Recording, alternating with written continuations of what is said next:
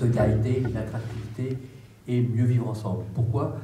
Nous aurions pu choisir effectivement d'autres sujets tels que les transports, tels que l'urbanisme dans la ville, etc. Mais nous sommes aperçus que dès qu'on avait des sujets un peu techniques, très vite les experts sur le sujet s'accaparaient la chose et excluaient les autres. Et nous voulons justement que chacun apporte son point de vue sur les sujets que nous traitons, sur lesquels nous travaillons.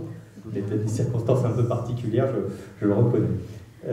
Mais moi, je parle de proximité plutôt intellectuelle parce que j'ai la chance de côtoyer au Sénat Jean-Pierre Sueur, que vous connaissez certainement, que je connais depuis très longtemps, qui était une sorte de maître. Il ne voulait pas que je dise ça, mais c'est un de mes maîtres en termes de politique de la ville. Et voilà, je devrais d'ailleurs être avec lui ce soir, parce qu'on travaille sous son autorité un texte sur la nouvelle façon d'élire les conseillers départementaux, puisque maintenant on va les appeler comme ça. Donc si je me fais disputer par lui, je compte sur vous pour me faire un petit mot d'excuse. Mais voilà, donc je suis très content d'être là où Jean-Pierre est. Deuxième chose, je suis content aussi parce que d'habitude on m'appelle toujours pour parler de la politique de la ville, parce que vous avez vu là dans ma courte biographie que j'ai été maire de Clichy-sous-Bois, et si vous regardez les dates, il y a 2005 dedans, et donc effectivement j'ai eu cette grosse épisode de ma vie de vivre le déclenchement des émeutes en 2005, ce qui fait de moi, soi-disant, un spécialiste de la politique de la ville. Mais là, on m'invite pour parler d'autre chose et ça me fait vraiment plaisir. Et je suis très heureux qu'on m'invite comme grand témoin, parce que c'est exactement ça que je suis. Enfin, je ne sais pas si je suis grand, mais témoin, quoi, parce que je ne suis pas omniscient sur ce sujet-là. Donc je vais essayer de répondre à quelques-unes des questions, mais je serai incapable de répondre à toutes. Mais enfin, à nous tous, on devrait pouvoir y arriver en tous les cas.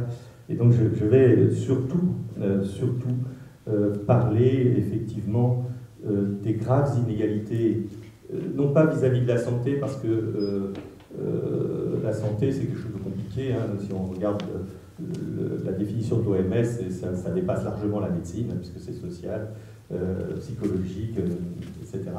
Mais une grave inégalité en France devant l'offre de soins, car il s'agit bien de ça. Il s'agit d'une grande hétérogénéité et donc une grande inégalité des Français devant l'offre de soins. On parle même de désertification médicale, ce qui quand même pour moi est grave. Grave par rapport d'abord à nos propres textes fondateurs. Nous avons une égalité, vous le savez, en France, une égalité devant le service public. Chaque chose, on doit respecter cette égalité devant le service public. Alors on dirait, les médecins libéraux, est-ce que ce sont des services publics? Pour moi, oui, c'est un service public. Et donc on ne respecte pas cette égalité. Moi, je pense que c'est une très grave chose. Et puis le préambule de la Constitution de 1946 dit qu'effectivement on doit être en égalité devant les problèmes de protection de la santé. Là, je retrouve un peu mon sujet favori, les inégalités territoriales, mais celle-là me paraît majeure. Je pense qu'elle mine un peu la société française. Elle provoque quelquefois d'ailleurs des réactions électorales inquiétantes. J'ai l'habitude de dire que ces inégalités territoriales, c'est une sorte de cancer de notre société. Et chacun sait, j'ai compris qu'il y avait beaucoup de médecins dans la salle, chacun sait qu'au début, le cancer, ça ne fait pas forcément mal, et quand ça fait mal, quand on s'en aperçoit, c'est peut-être un peu trop tard. Donc il ne faudrait peut-être pas attendre un stade avancé de la maladie pour qu'on commence à réagir devant cette inégalité territoriale, et les autres aussi d'ailleurs. Cela dit, c'est clair qu'il y a toujours eu cette inégalité territoriale, on en parlait un petit peu à l'aparté tout à l'heure. Pour être un peu provocateur, c'est vrai que les médecins ont toujours de tout temps été là où les gens sont riches et moins là où les gens sont moins riches. C'est comme ça, c'est d'ailleurs assez légitime si je puis dire. Et les choses se sont rétablies, me semble-t-il, mais on peut en discuter, dans les années 60, grâce, alors d'abord avec la sécurité sociale généralisée, mais aussi par la convention généralisée, la convention pour tout le monde, pour tous les médecins, dans les années 60, je crois que c'est même en 1960 ou 62, et là, c'est vrai qu'on s'est retrouvé avec il n'y avait plus de liberté de tarif, hein, parce qu'il y avait un tarif imposé, et du coup, les médecins pouvaient s'installer dans des endroits où ils n'avaient pas l'habitude de s'installer, et on retrouve d'ailleurs ces territoires ruraux qui sont actuellement délaissés, ou les territoires de banlieue qui sont aussi actuellement délaissés. Donc pendant, on va dire, une quarantaine d'années, les choses se sont plutôt bien passées, et puis là, on insiste depuis quelques années à un retour, si je puis dire, un retour grave à des territoires qui sont abandonnés, qui ont une offre de soins qui est très inférieure à d'autres territoires, et même très inférieure à la moyenne. Alors, là, moi aussi, je vais essayer de ne pas vous abreuver de chiffres, mais on définit, hein, la désertification médicale peut se définir, pas forcément une définition admise par tous, en tous les cas, moi, vous allez voir, je vais la critiquer un petit peu, sur deux critères, sur la densité de médecins dans un territoire donné, et sur l'activité de ces médecins dans ce même territoire. C'est-à-dire qu'on estime qu'on parle de désert médical lorsqu'il y a une densité de médecins qui est inférieure à 30% à la moyenne nationale, ce qui est quand même effectivement très faible, et puis lorsque ces médecins-là ont une activité, ou une suractivité supérieure à 30%. Ça, c'est une vision un petit peu trop rapide, me semble-t-il, si on veut, non pas pour faire de la science, mais si on veut essayer de combattre un phénomène, il faut essayer de comprendre pourquoi il y a eu ce phénomène. La première question qui peut venir à l'idée en disant pourquoi il y a tant de déserts médicaux, il y en a pas mal, j'essaierai de revenir là-dessus, c'est de dire il n'y a peut-être pas assez de médecins globalement. Et effectivement, on a eu une période, que j'ai connue moi quand j'étais jeune étudiant en médecine, qui était le numerus clausus, qui a fixé de façon assez malthusienne les conditions, enfin le nombre d'étudiants qui passent de première en deuxième année. C'est vrai que ça a limité considérablement le nombre d'étudiants, donc finalement le nombre de médecins. Cela dit, il y avait 60 000 médecins en 1968, et il y en a maintenant 268 000 en 2012, ce qui est quand même quelque chose d'important. Et on ne peut pas dire, si on compare par exemple à la moyenne, tu l'as fait tout à l'heure, on ne peut pas dire que nous sommes un pays sous-médicalisé globalement. Si on regarde les chiffres de l'OCDE, par exemple, eh bien, on a quand même une densité de médecins globale très raisonnable, très bonne.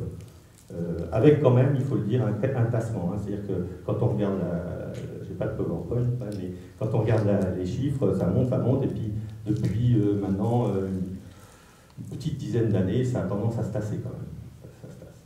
Alors c'est vrai que le numerus clausus a été réélargi, mais il faudra 10 ans avant que ça porte ses fruits, puisque évidemment il faut 10 ans pour faire un médecin.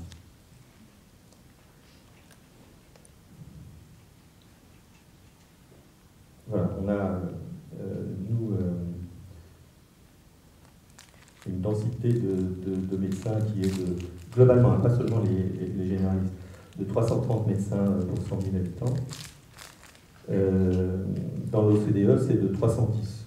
Donc, on peut dire qu'on est même au-dessus de l'OCDE. Et effectivement, tu l'as dit tout à l'heure, assez curieusement, je l'ai noté parce que c'est pas dans l'air du temps, la Grèce est le pays où il y a le plus de médecins dans l'OCDE. On n'a pas l'habitude de mettre la Grèce en tête du parade, mais c'est le cas.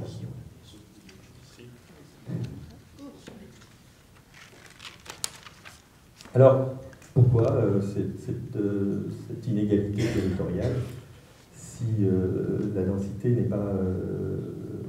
si le nombre global de médecins n'est pas véritablement en cause, comme je le croyais d'ailleurs moi-même. En fait, évidemment, c'est le problème de la répartition des médecins sur le territoire français qui pose un problème. Et c'est très hétérogène, très hétérogène. En ce qui concerne les médecins généralistes, ça peut encore aller, si je puis dire, puisque quand on regarde le département où il y a la densité la plus faible, qui est l'Eure, où il y a 101 médecins, alors je ne parle pas de généralistes, hein, c'est 101 parce que c'est les chiffres, 101 médecins pour 100 000, donc c'est toujours pour 100 000, hein, je vais vous le faire à chaque fois. Et si on compare ça au département qui a la plus grosse densité, qui est Paris, eh bien Paris c'est 226,9, c'est-à-dire c'est supérieur à 2 fois quand même, hein, c'est quand même pas mal, c'est-à-dire qu'il y a 2 fois plus de médecins à Paris qu'il y en a dans l'Eure. Donc c'est déjà quand même une inégalité assez troublante.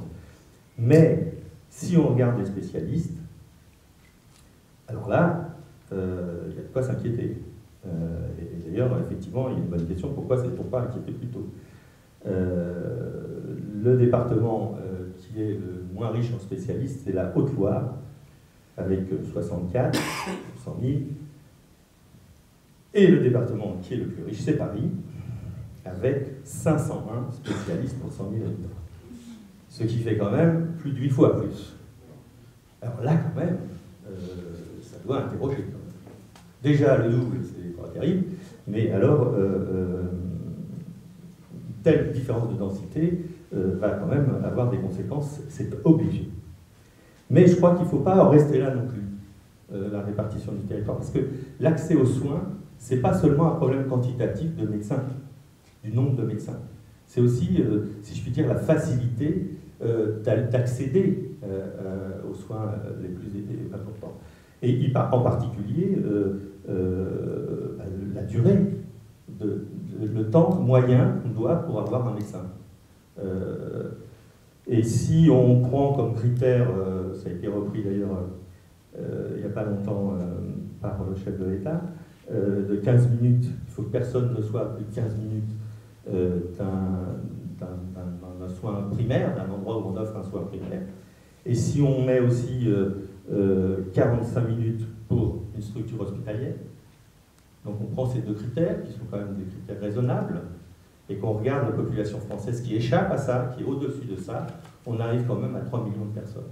3 millions de personnes en France sont au-dessus de ce délai, quel que soit le kilométrage, hein, c'est le délai qui compte, ce qui peut finir par poser des problèmes. Mais je crois qu'il faut aller encore plus loin dans l'accès aux soins. Il y a la densité, il y a la géographie, si je puis dire, comment on y va. Il y a aussi le temps d'attente. Il y a eu une enquête de l'UFC Que Choisir, vous avez peut-être entendu parler de cette... c'est pas seulement une enquête, hein, c'est une étude, mais qui a été corroborée par du travail de la Caisse nationale d'assurance maladie, qui a vu le temps moyen. Voilà, vous pouvez vous amuser à le faire, vous prenez le téléphone, vous demandez un rendez-vous, et puis vous voyez combien on vous dit, hors urgence bien entendu, mais est-ce que tout le monde prend des urgences, le médecin c'est autre chose, hors urgence, voilà combien, et ils ont fait un temps moyen. On va commencer par les pédiatres, parce que je le suis, 18 jours. Pas mal quand même, 18 jours déjà. Mais on est loin d'être les plus mauvais. Gynécologue, 40 jours. 40 jours. Alors la palme, vous le savez tous, c'est 130 jours pour les ophtalmos. Voilà. Les choses, effectivement, ça confirme nos propres expériences lorsqu'on prend rendez-vous chez des spécialistes. Donc, c'est 4 jours, je le dis, c'est 4 jours pour un généraliste. Hors urgence. C'est quand même pas mal, hein, 4 jours. 4 jours pour un généraliste.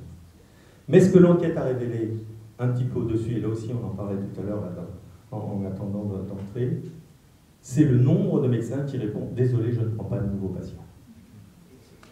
Eh bien, ça, évidemment, quand on compte les médecins, etc., on dit voilà, « Vous avez un ophtalmo à côté, de quoi vous vous plaignez ?» Mais si l'ophtalmo, quand vous l'appelez, dit « Désolé, je ne prends pas de nouveaux patients », c'est comme si vous n'en aviez pas. Donc il faut aussi tenir compte de ça, dans les inégalités, parce que j'ai parlé de 3 millions tout à l'heure, et dans ton PowerPoint, tu l'as dit aussi, le sentiment d'avoir difficulté d'accéder aux soins, c'est pas 3 millions. On a un pourcentage de la population française qui dit, beaucoup plus que 3 millions sur 60, qui semble qu'il y a une difficulté d'accéder aux soins. Eh ben, c'est aussi ça, c'est-à-dire qu'effectivement, lorsqu'on dit il n'y a pas de je ne prends pas de patient nouveau, et ça c'est valable pour tous les spécialistes et certains généralistes, eh bien, c'est un critère aussi qu'il faut tenir compte. Encore un autre critère qui permet d'expliquer pourquoi ce sentiment et cette réalité, c'est bien entendu le secteur 2, le pourcentage de gens en secteur 2. Et tu viens de le dire, tu disais toi-même que tu avais des fois du mal, si j'ai bien compris, à adresser à tes patients, voir un spécialiste qui était en secteur 2, et je comprends ta réticence. Alors on a beaucoup parlé du secteur 2 là, pour la convention, je suis désolé pour les médecins qui sont dans la salle, qui connaissent ça par cœur. Moi je suis quand même tombé sur un chiffre qui m'a stupéfait, parce que c'est pareil, on peut demander le nombre de gens qui sont en secteur 2, le pourcentage, tout ça c'est important, mais ça dépend aussi quel dépassement il fait. Si c'est un petit dépassement, c'est moins pénalisant que si c'est un gros dépassement. En 1990, si on additionne tous les dépassements, c'est-à-dire qu'on prend chaque médecin dans une année, et il a dépassé, etc., on fait la somme, tout l'argent qui a été perçu par les médecins au titre du dépassement. On arrivait à 900 millions en 1990. 900 millions d'euros convertis, hein, n'était pas en euros, mais convertis, bien sûr, enfin, c'est converti. En 2010, avec la même opération, on arrive à 2,5 milliards. Pour vous dire que quand même, ce problème de secteur 2, ce n'est pas un tout petit problème. Sur une année, 2,5 milliards. 2,5 milliards d'euros qui sont dépensés au titre des dépassements secteur 2. Voilà, donc cette réflexion que je voulais avoir avec vous sur les causes, me semble-t-il, il y en a d'autres, de cette désertification médicale. Je ne vais pas insister parce que sinon je vais me faire remonter les bretelles, mais, et puis tu l'as dit, l'avenir n'est pas rose, et il va y avoir si on regarde effectivement l'âge, si on regarde le temps passé, etc., eh bien on arrive, je ne vais pas là vous abreuver des chiffres, mais on arrive effectivement à un flux de médecins qui va être de plus en plus grave. Il y a une réticence à s'installer, les médecins s'installent de plus en plus tard. Hein. J'ai lu un chiffre comme ça de mémoire, mais 5 ans après l'obtention de la thèse, il n'y a que 35% des médecins qui s'installent en cabinet libéral. Donc c'est quand même pas beaucoup. Il y a quelques années, c'était presque le contraire, c'était l'inverse qui se faisait.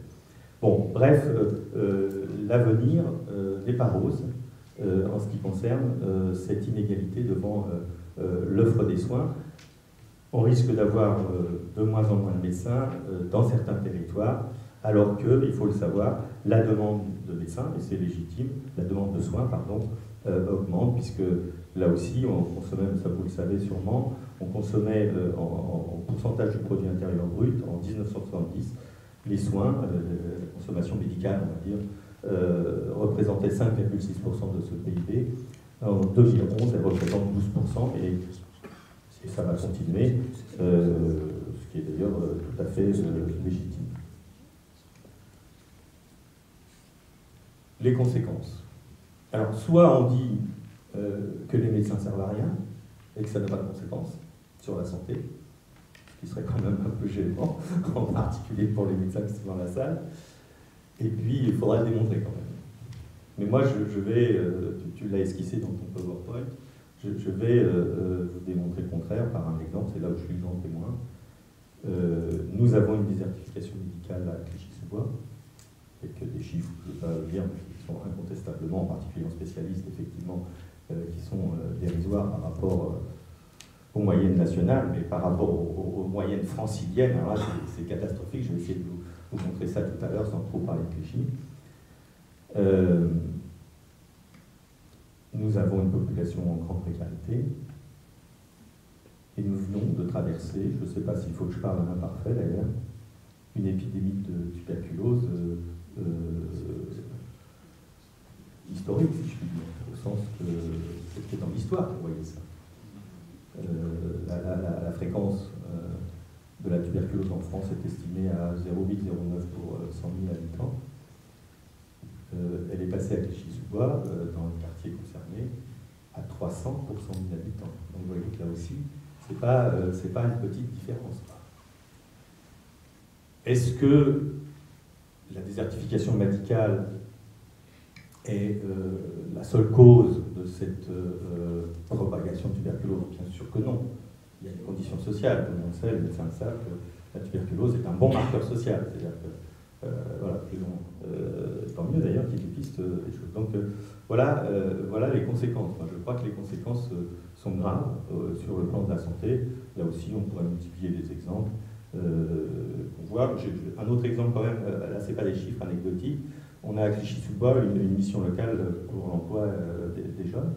Je ne sais pas si vous en avez une à Orléans.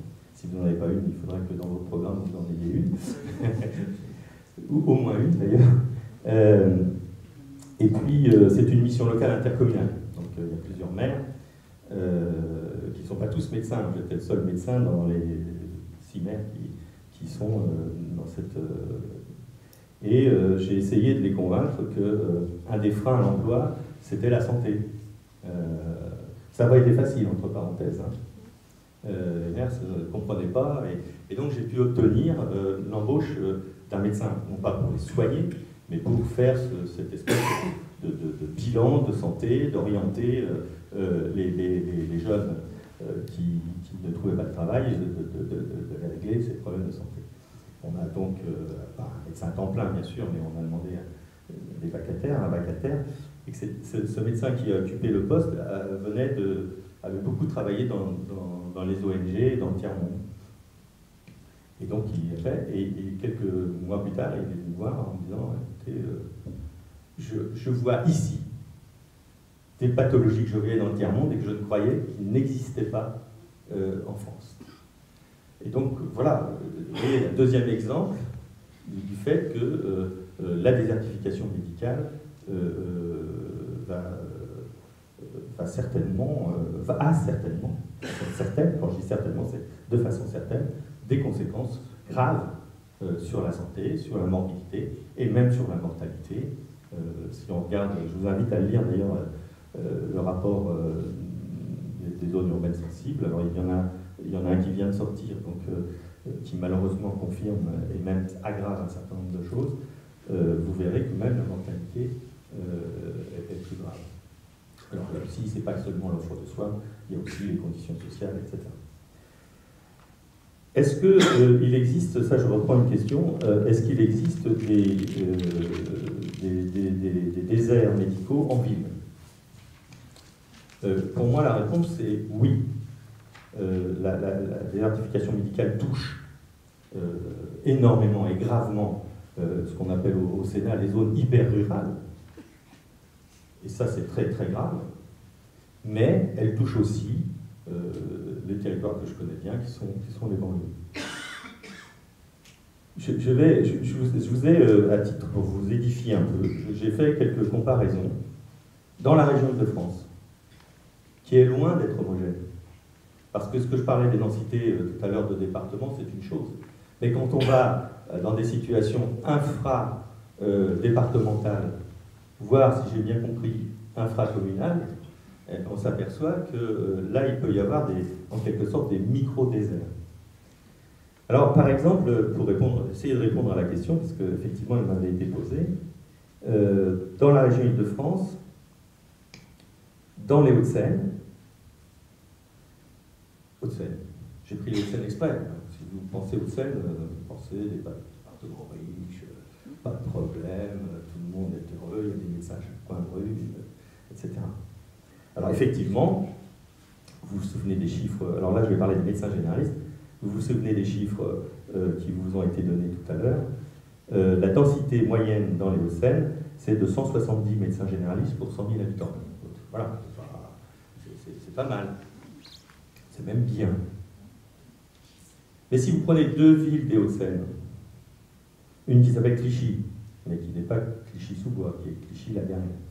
J'avais l'habitude de dire celui qui fait de la contrefaçon, mais il paraît que ça ne leur plaît pas que je dise ça, alors je ne l'ai pas dit. La densité de médecins généralistes est de 60. 170 dans le département, 60 dans la ville de Clichy. Si vous prenez la ville de Vanves, qui est dans les Hauts-de-Seine, densité de médecins généralistes, 40.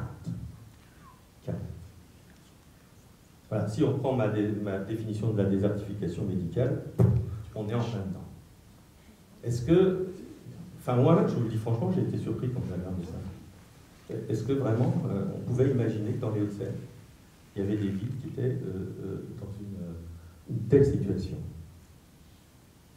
En Seine-Saint-Denis, 116 médecins généralistes pour 100 000 habitants. C'est plutôt bien. C'est plutôt bien.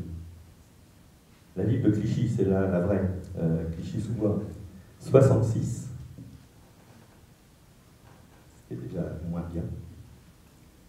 Préfecture de la Seine-Saint-Denis, Bobigny, préfecture de la Seine-Saint-Denis. Mais c'est une ville qui a été décrétée préfecture. C'est une ville, en fait, qui est au milieu, dans ce qu'on appelle le ventre mou de la Seine-Saint-Denis. C'est vrai qu'elle est la préfecture administrative, mais ce n'est pas, vous allez voir, la ville la plus dynamique. 40 médecins généralistes pour 100 000 habitants. Je suis même allé plus loin pour vous montrer qu'il pouvait y avoir des secteurs comme ça. Paris, 222 médecins généralistes pour 100 000 habitants. 222. Dans le 20e arrondissement, 62. 62. Donc vous voyez que ça reflète bien cette inégalité grave et qui peut être comme ça très territorialisée. Alors cela dit, je voudrais conclure là-dessus. Quand j'ai regardé ça, moi je l'avais déjà fait une fois ce travail parce que j'étais passé dans une émission de télé où on me demandait ça.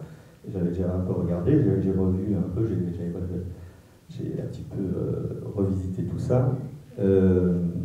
J'en déduis que, quitte à faire un infarctus, il faut quand même mieux le faire en milieu urbain qu'au fin fond d'un département hyper rural que je ne nommerai pas, parce que je ne veux pas d'histoire non plus, mais parce que là, vraiment, la situation est...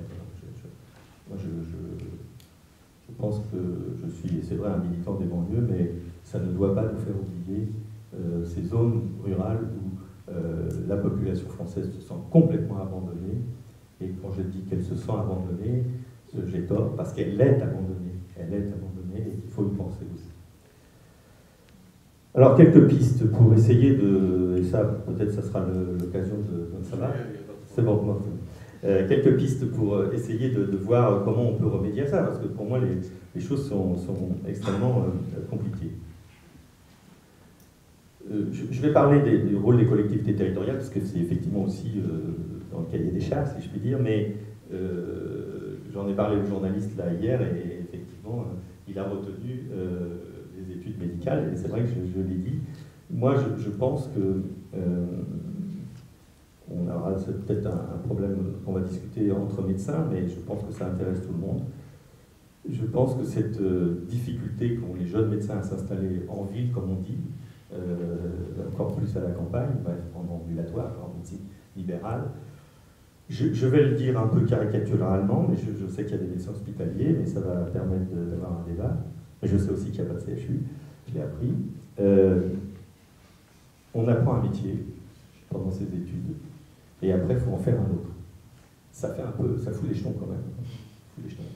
Quand on a passé plusieurs années, longues années, à apprendre un métier qui est la médecine hospitalière, un très beau métier, excellent, mais qu'après on est jeté dans un truc, ministre de la Santé, mais on parle de stage obligatoire, etc. Tout ça c'est très bien, mais franchement, c'est pas en un stage qu'on va apprendre un métier. Je crois que on a la chance d'avoir des étudiants, je dis bien la chance d'avoir des étudiants, profitons-en. Je sais qu'il y a beaucoup de médecins, y compris hospitalo-universitaires, qui demandent qu'il y ait une réforme des études médicales sur le contenu, qu'on parle d'éthique, qu'on parle de gestion, qu'on parle d'économie aussi de la santé, et qu'on prépare mieux les médecins à être des médecins libéraux en cabinet. Voilà. Il y a d'autres pistes, mais bon, je vais passer, on en parlera peut-être plus tard, c'est un peu technique. Alors par contre, le rôle des collectivités territoriales, alors ça c'est une grande histoire, je vais terminer par ça. Normalement, c'est un peu compliqué, hein, parce que normalement les collectivités territoriales, que ce soit la région, le département ou la commune, n'ont pas de compétences pour s'occuper des problèmes de santé. Et d'ailleurs, on est dans un système un petit peu bizarre, puisque l'entité qui définit le schéma régional de santé, c'est l'Agence régionale de la santé, c'est-à-dire l'État.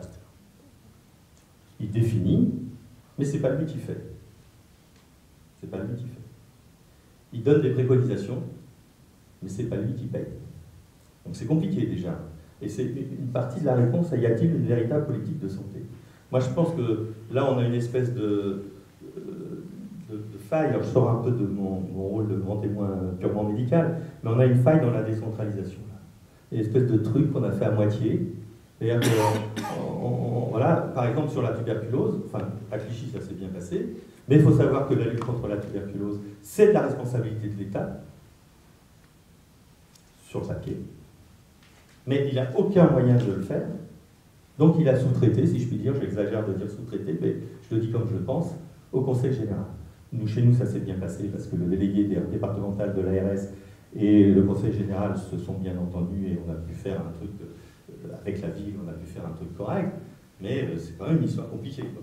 Donc là, y a-t-il une véritable politique de santé? Il faudrait peut-être savoir qui fait quoi d'abord. On ne sait pas qui fait quoi. Donc, les collectivités territoriales, bon, bah, si tout va bien, tout va bien. Et quand ça va mal, je pense, alors très sincèrement, que les collectivités territoriales, et en particulier les communes, doivent absolument s'impliquer. Je vais essayer, sans faire trop de catalogue, de voir un peu les choses qui ont été faites, de façon un peu comme ça expérimentale, et qui me paraissent quand même de bonnes pistes. On va peut-être commencer par le plus simple, qui sont les maisons pluridisciplinaires, ou les pôles multiservices. Je ne sais pas si vous connaissez ces deux entités, qui me paraissent pas intéressantes. Je le dis gentiment, parce que c'est quand même dans la loi de l'ancien gouvernement, donc je n'ai pas l'habitude de faire beaucoup de publicité pour cet gouvernement, mais là, je suis obligé de dire, enfin pas obligé d'ailleurs, je dis très volontiers, que c'est une très bonne idée, et qu'il faut s'y pencher. Les médecins ne veulent plus travailler tout seuls, et c'est pas seulement, quand ils ne veulent plus travailler tout seuls, c'est pas seulement une question de mutualiser la secrétaire, la femme de ménage, etc. C'est aussi d'avoir des réflexions communes, ce qu'on apprend à l'hôpital d'ailleurs, c'est tout à fait normal. C'est aussi d'avoir des réflexions communes entre médecins, mais pas seulement entre médecins, avec des infirmières, des orthophonistes, des dentistes, etc. Je crois que le concept de maison pluridisciplinaire me paraît une bonne chose. Entre parenthèses, normalement c'est interdit par le Conseil de l'Ordre, on ne peut pas avoir des généralistes et des spécialistes. Enfin, je crois que maintenant c'est toléré, mais bon, il passe là-dessus. Ça me paraît une bonne chose. Je le dis, j'ai répondu à la journaliste tout à l'heure, là je crains de faire une incursion dans des affaires locales, mais je vais le dire quand même. Il ne peut pas y avoir de maison pluridisciplinaire sans une implication politique forte de la municipalité. J'ai du mal à imaginer, compte tenu de ce que nous sommes, nous les médecins, compte tenu, parce que je l'ai fait à Clichy-sous-Bois, de la difficulté d'organiser un truc comme ça, s'il n'y a pas vraiment un portage politique fort, parce que c'est une drôle d'histoire, hein, c'est pas simple à faire, eh bien je crains que les choses soient difficiles à faire, pour ne pas dire impossibles. Alors, les pôles multiservices, c'est des choses, il y en a très peu, mais ça me paraît une bonne chose aussi. c'est de regrouper alors, une petite maison pluridisciplinaire, comme je l'ai dit, mais avec d'autres services. Je sais pas, le CCAS par exemple, pour une commune, voire même la bibliothèque. Je donne des exemples qui ont été faits. La bibliothèque, il y a même un endroit où il y a le restaurant scolaire. Donc il y a une espèce de multiservice, comme son nom l'indique. Et donc là, les médecins trouvent probablement des conditions favorables à l'exercice, moins stressantes, plus efficaces, plus attractives. Et là, alors, encore plus que pour le premier exemple, évidemment, qu'une maison multiservice, ça doit être une décision politique de la municipalité. Ça ne peut pas être autrement. Je vais essayer de séparer un petit peu ce qu'on peut faire en termes dans le territoire urbain. Il y a quelque chose qui me paraît un bon outil. Je ne sais même plus si c'est un gouvernement de gauche ou de droite, mais peu importe. Qui sont les ateliers santé-ville, qui sont, me semble-t-il, des bons outils. Là aussi, difficile à manipuler. Il faut là aussi une implication, quand je dis un portage politique, mais une implication de la mairie très forte, qui consiste c'est un service municipal, l'atelier santé-ville, qui consiste à réunir régulièrement tous les acteurs de la santé. Ils sont nombreux, ils ont des statuts différents. Dans ton PowerPoint, tu disais mieux faire dialoguer les médecins de ville et les médecins hospitaliers. Bon, je pense que ça paraît évident, mais on sait que c'est pas facile du tout. Il faut là aussi qu'il y ait une espèce de dynamique qui soit enclenchée, qui ne peut venir, à mon avis, que de la municipalité.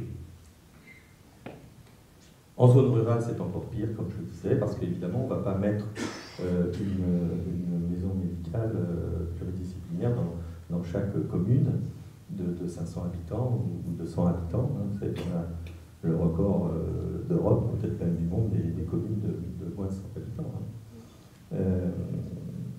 On en parle beaucoup, c'est pour ça, là j'ai l'air savant, mais c'est parce qu'on en parle beaucoup au Sénat, parce que là, comment on élit les gens quand il y a 100 habitants, c'est compliqué.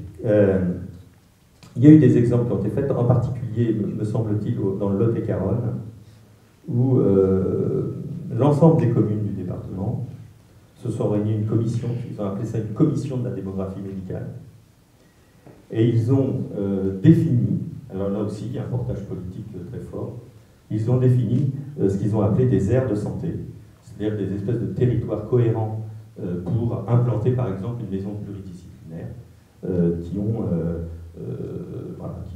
volonté. Alors, après, évidemment, on ne peut faire que de l'impulsion quand on est maire, on ne peut pas soi-même le faire, mais donner l'impulsion, faire de la recherche des médecins, etc., d'abord ça rassure les médecins qui veulent s'installer quand ils ont ce soutien, et puis il y a même des villes, des villages qui ont créé, là c'est un peu pour les élus locaux, ce qu'on appelle un SIVU, c'est-à-dire un syndicat intercommunal à vocation unique, qui est un syndicat qui réfléchit où il faut implanter la maison médicale. Est-ce que par exemple, et ça s'est fait, on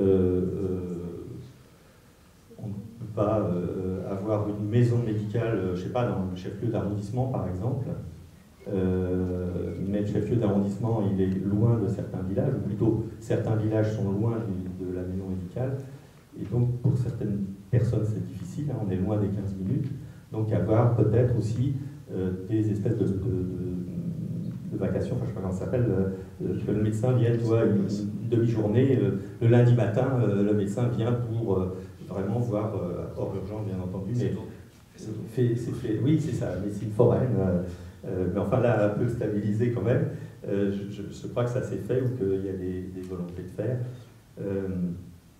Il y a aussi quelque chose qui n'est pas du tout utilisé, qui s'appelle les sociétés interprofessionnelles de soins ambulatoires. C'est des espèces de sociétés, alors là, société presque commerciale, qui est tout nouveau, puisque c'est la loi du 10 août 2011 qui a créé ces sociétés. Je pense que les médecins auraient intérêt à s'y pencher, puisque ça permet toute une partie, beaucoup de choses, mais en particulier de toucher des fonds publics. Donc, on peut d'ailleurs faire une maison pluridisciplinaire de santé et c'est de créer cette société, ce qui permet quand même d'avoir des fonds publics, y compris des fonds des collectivités territoriales. Voilà un peu, je n'ai pas voulu être exhaustif et j'ai voulu plutôt témoigner de ce que je pense. Je vais terminer comme j'ai commencé, c'est-à-dire que pour moi, ces inégalités territoriales en matière d'offre de soins sont extrêmement graves. J'ai parlé au début du préambule de la Constitution de 1946. C'est pas un hasard si j'ai choisi ça, parce que je considère, moi, que le gouvernement qu'on a eu, le gouvernement de l'Union nationale, qu'on a eu après la libération, enfin qu'on a eu, je n'étais pas né, mais qu'on a eu après la libération, et qui était issu du Conseil national de la résistance, et qui a mis les grands principes de cette République, en particulier en termes d'égalité, et qui a peut-être le mieux, moi à mon sens, là je vous fais évidemment un commentaire très personnel, mais qui a le mieux mis en œuvre ces trois plus beaux mots, qui pour moi les trois plus beaux mots de la langue française, c'est-à-dire liberté, égalité, fraternité, parce que c'est pas le tout de mettre au fronton de l'Amérique, il faut aussi le décliner au quotidien, et que chacun se sente dans la même communauté républicaine, où le mot liberté, égalité, fraternité veut dire la même chose pour tout le monde. Eh bien, je pense que ce programme, qui a, à mon avis, acheté les bases de la République que j'aime, en tous les cas, on a tendance quelquefois à s'en éloigner, on s'en est éloigné pas mal, et je pense qu'il serait très très important de ne pas l'oublier, voire d'y revenir.